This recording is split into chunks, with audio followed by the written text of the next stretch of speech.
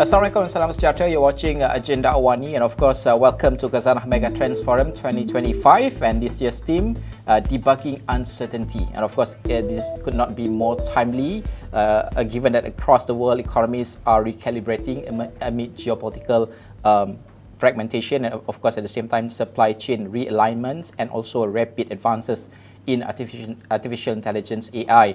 And in Asia, for instance, Malaysia has emerged as one of the most resilient nodes in this shifting landscape, and with Penang now contributing nearly 30% to Malaysia's total exports and hosting over 350 multinational firms in the semiconductor and also electronics value chain. And the country, of course, attracted over 70 billion ringgit in approved manufacturing investments in 2024, much of it driven by high-value technology sectors. And of course, that resilience and readiness are precisely why GP Bullhorn, basically a leading global investment and advisory firm, has chosen Malaysia and specifically Penang as its Southeast Asian base. And of course, this move basically reflects a growing belief that Malaysia can play a pivotal role in the next chapter of global tech diversification. Of course, joining us at this time is Hugh Campbell, the co-founder and also partner Bullhorn Capital. Thank you so much, Hugh, for joining us at this time. Let's start our conversation with the Khazanah Mega Trends Forum team this year. Of course, debug uncertainty. How does GP Bullhorn basically interpret this idea in the context of global investment strategy? How does this concept basically shape your investment decision making, and particularly in volatile sectors such as the AI and also semiconductors? Yeah, I mean, uncertainty is I guess, the pool in which we swim.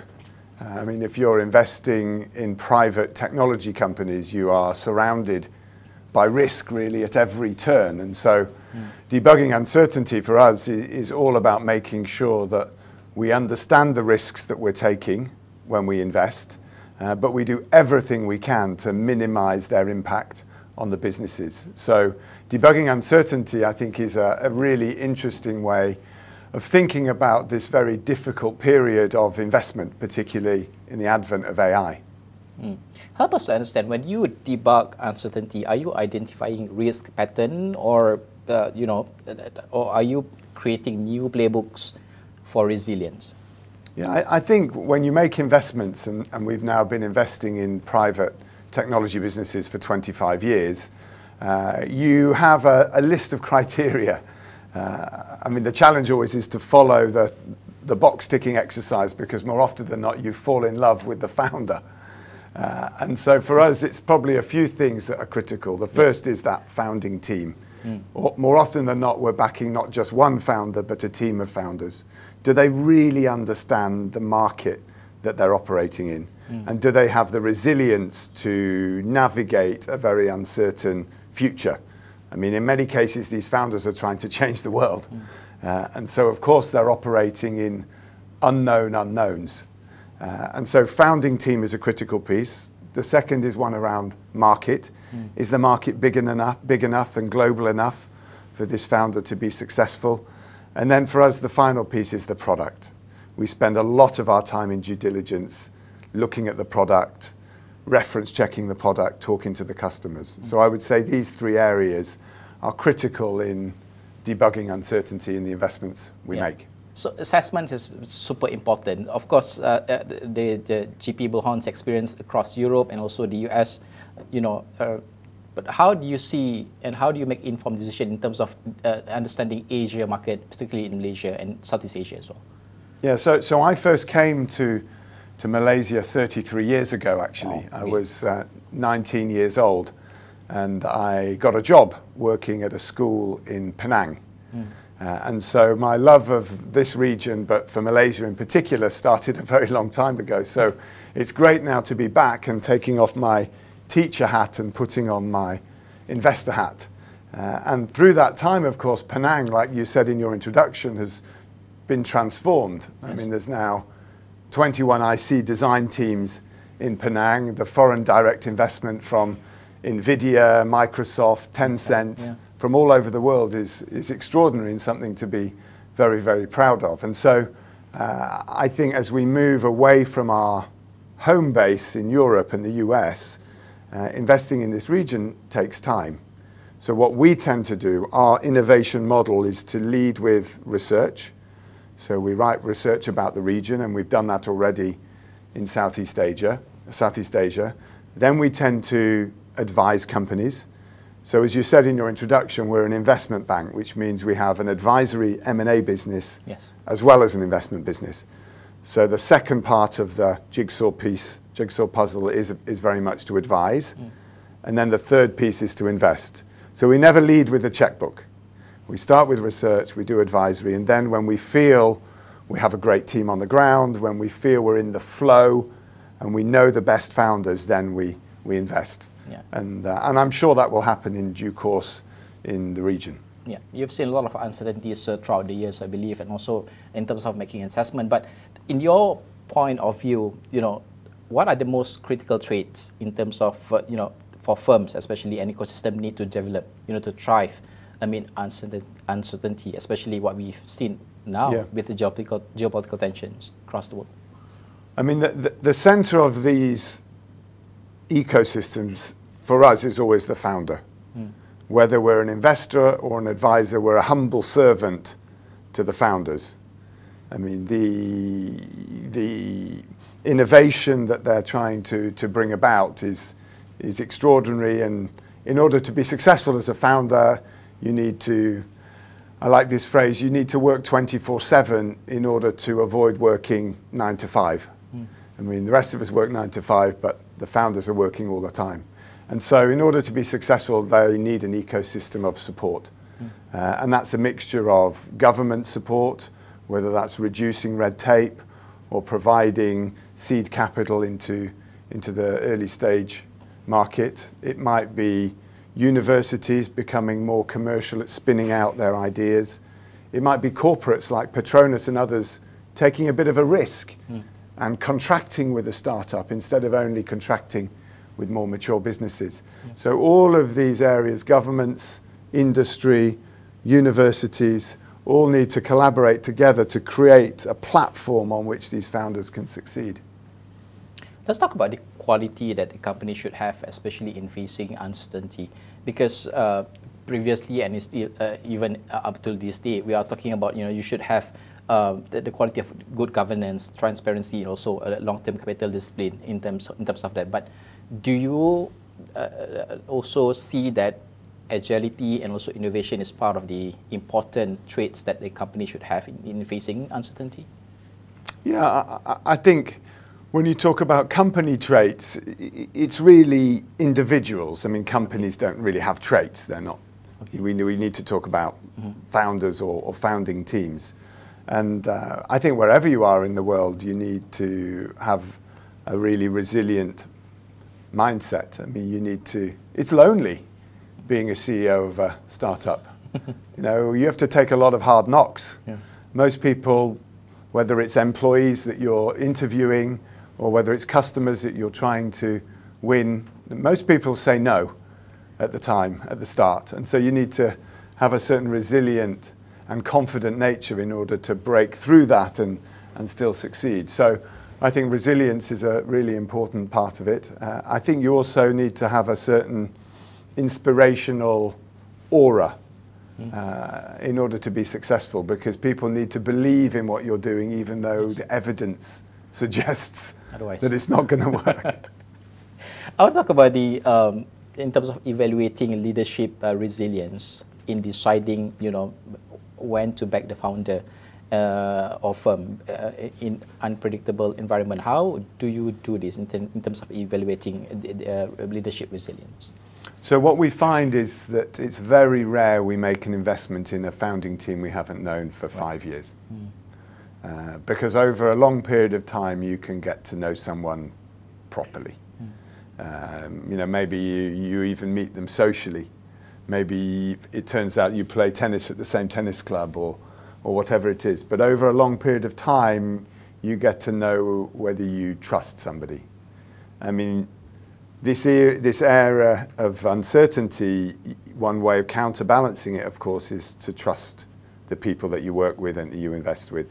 So time is a great way of finding out the truth. And so we tend to not rush into investments. And then, of course, you know, when you do the due diligence, you get an opportunity to talk to customers. And I would say outside of this 5-year period, then we love talking to customers to really find out. Ideally, customers that haven't been introduced by the company. So using third-party research, can we find a way of getting the truth about the product? So if we come back to these 3 things I said at the beginning, it's the management team, the market, and the product. You know, we need to find a vehicle of doing due diligence that allows us to tick all of those off. And when it comes to the people, it's time, and then it's customers on the product side. Yeah, I want to talk about GP Bullhorn in Penang, specifically where you chose Penang. But the office is not in Penang. Yeah, or but the office later is part in of the KL. interview. That's later part of the interview. But I want to talk about your, you know, GP Bullhorn helping portfolio companies, you know, in preparing for geopolitical risk, especially in sectors like semiconductors, AI, and also digital infrastructure. But how do you manage this, and how do you actively encourage diversification of production footprints, and if the whole situation in facing uncertainty for these companies? Yeah, I think so. So when we invest, we're active investors. So we take a good sized minority position, so less than 50%, but probably 10-20% position, and we sit on the board. Right. So when you sit on the board, you have a lot of responsibilities, of course. You have a governance responsibility, naturally. But in addition to that, we try to be helpful in 2 specific areas. The first area is to educate and support the company on the journey to raising additional funds and ultimately exiting. I mean, the journey of an investor is not to be there forever. For us, it's about being in a company for 3 to 5 years and then handing off the baton of responsibility to either another fund or to a Microsoft or an SAP, to a large corporate. So it's a little bit like having a banker on the board. So that's one key role that we play, is ensure that the company is properly prepared in order to exit and for us to return capital to our investors, point one. The second point is, how can we help the business commercially? And I think there, in particular, to Malaysia, we now have 5 portfolio companies that have moved a part of their business, either commercial or software development, into Malaysia. And they're using that base for one of 2 reasons. One is to hire software developers. So we have a business in sustainability software called EcoVadis that has 30 software developers now in KL.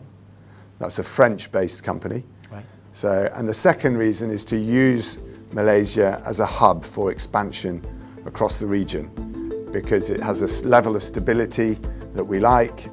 It speaks English as the main language. So that's, of course, very beneficial for UK and European businesses. And it's a great jumping off point for much larger economies like Thailand and Indonesia and perhaps Vietnam.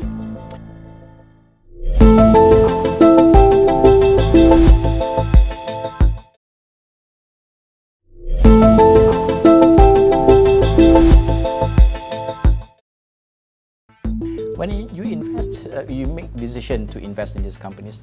Take us through the process. I mean, how do you see the difference in the culture in terms of the local companies, and then having them to have this global mindset, for instance?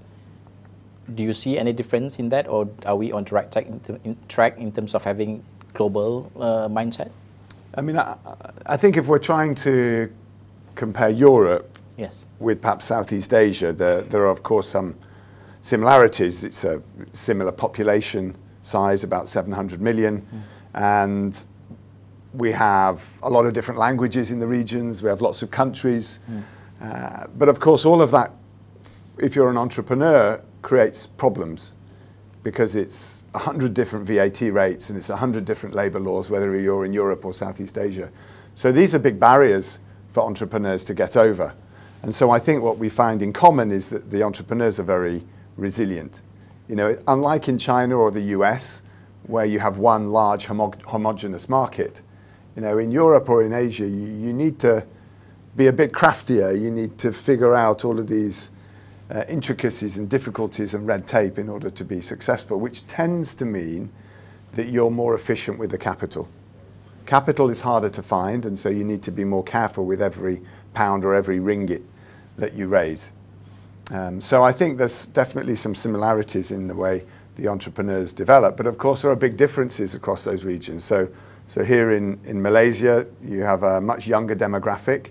They're digitally native, they're mobile native, and of course GDP growth in this region at 4 or 5% is significantly greater than we're seeing in Europe. I think UK's GDP growth will be a paltry 1% this year. So there is tremendous opportunity to take some of the perhaps institutionalized knowledge in Europe and apply that to a much more dynamic and youthful market. And that's why we're excited about being in the region.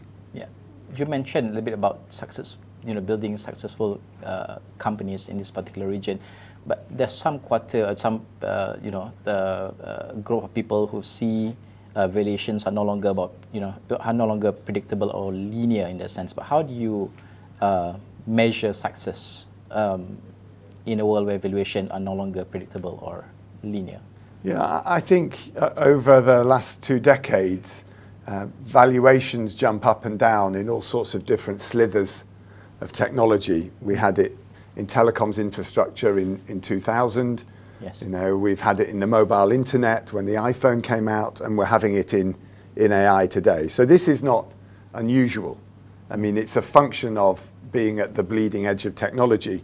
You go through these phases where different areas of the sector go through very high valuations. So you need to be very sensitive to that and very careful when you invest to make sure that you're not like a lemming and leaping into the next trend without thought. And so for us, we try to always focus on investing in businesses that have a software brain. So this is software that makes a competitive difference either to you and I as consumers, if you think about a Spotify, for example, or to corporations, again, businesses like Slack that are driving efficiency. So I think we need to stick very close to what we really understand and then make sure that we use our network to navigate the comings and goings and the valuations that you quite rightly talk about. You came to Malaysia 33 years ago. I was 3 back then. So, of course, you understand this region and developing countries across Southeast Asia. If you could give your point of view, what signals do investors look before committing their investments and decision making in or long-term exposure in the developing market? Yeah, I think I spoke about this yesterday actually during my speech. I think one of there's probably 3 areas in this region, and Malaysia, of course, specifically where there are gaps that I'm concerned about. One is around growth capital. Right. So for me, there is a lot of capital at the early stage, whether it's grants, softer money, or more traditional early stage funds. So I'm not concerned about the startup capital to go from 0 to 50. But I am concerned about the capital to go from 50 to 1,000 people. And there isn't enough domestic or regional growth capital available for founders. And that's a problem. And the reason for that is when your business is growing very fast, you'll need to raise that capital to continue to drive growth and maintain momentum. And without growth capital, as a founder, that leaves you with a problem. You can either grow more slowly. You don't really want to do that. You can try and raise money from a bank. Tricky, because you're not profitable. Yeah. You can sell your business, but it's too early. You're selling it at way, way lower than the opportunity is, or you go bust, which of course is the worst of all 4. So that's a reason why I think growth capital is really important to develop in the region. And the second thing that we don't have yet here is a reliable source of exits. So the public markets are still quite immature when it comes to flotations of technology businesses.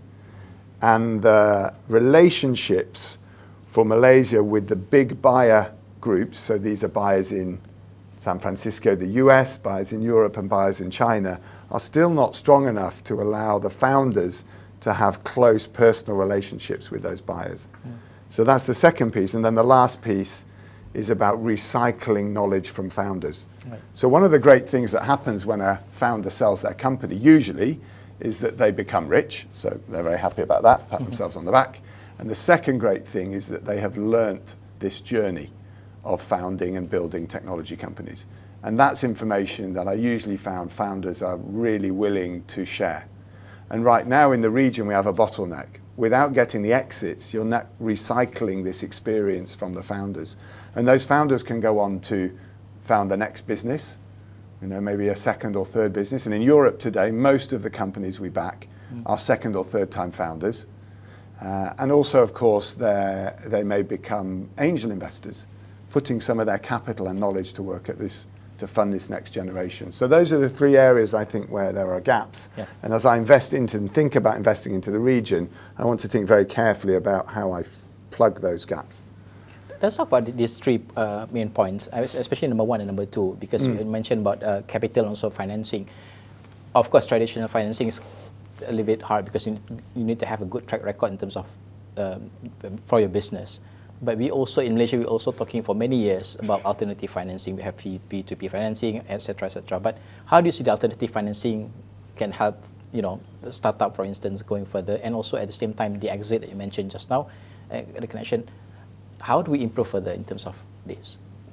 So as I said, I think there's enough, I guess, more traditional equity financing. Right.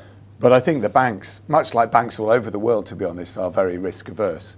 But there is certainly a product called venture debt, right, which is a blend of really equity and debt that I think would be very valuable here to perhaps bridge the gap between some early stage funding and some of the later stage funding. So there are additional alternative products that, as the market in Malaysia matures, will be quite a natural development. But right now, probably the market is too early. But it's something I think Khazanah and others and the big banks in the region should think very carefully about. Is there some learnings they can take from the venture debt market in the US or the venture debt market in Europe that could be applicable here, whether it's now or in 5 years' time is to be determined.